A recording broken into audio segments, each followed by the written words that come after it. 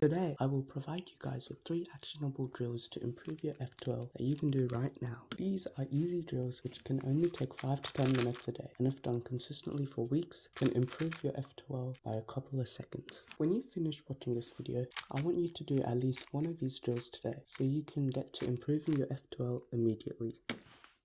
Drill number 1. This is a setup. To solve the cube like normal.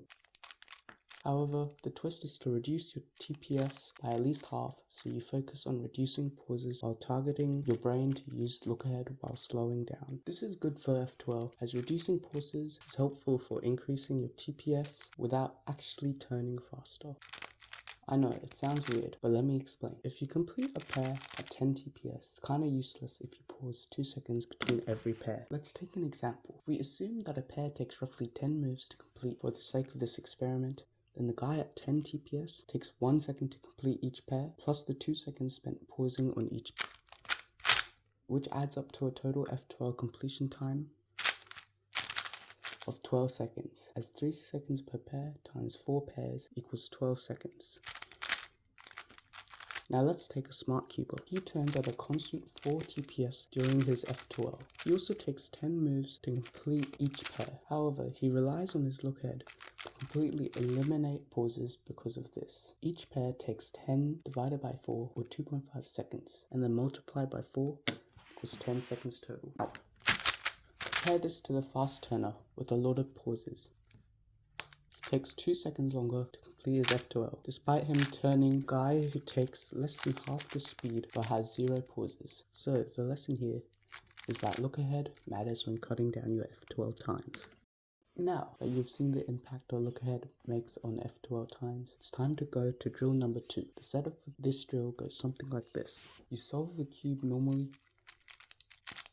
However, you have to try your best to have 0 rotations. Why does this drill work, you ask? Well, it does 2 things. Firstly, eliminates or gets rid of any unnecessary rotations that you may be unconsciously doing. And secondly, trains you to learn more algorithms and angles to solve your F2L pairs, whether it's from the back or side. This helps you learn back slot inserting, which is especially helpful in your development of F2L. By focusing on your rotations, whilst you consciously try and solve pairs with 0 rotations, you help yourself discover new algorithms, finger tricks, and F2L paths which lead you to have more efficient solutions. Rotating the cube unnecessarily is always a bad habit, as it leads to 1 second of wasted time when you could be spending that time learning a back slot insert algorithm for an easy case. By practicing this drill of trying to solve the cube with 0 rotations, you naturally transfer into your regular speed solving, as it reinforces good habits of not rotating. And once you get to implementing your newfound knowledge of rotationless F2L in your speed solving,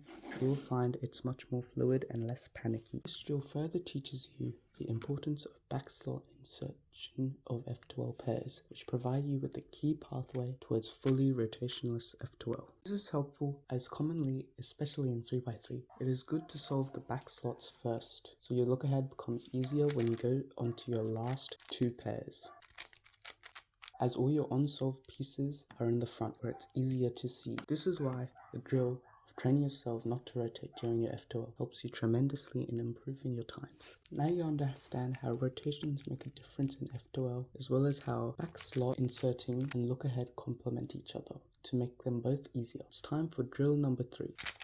This is when you combine both of these skills and put them in targeted practice mode. This is the setup. You do time solves, but instead of solving the whole Rubik's Cube, you just do the cross and F2L, and then stop there. This drill is very good for timed and targeted practice of your F2L, as well as the transition from your cross into your F2L.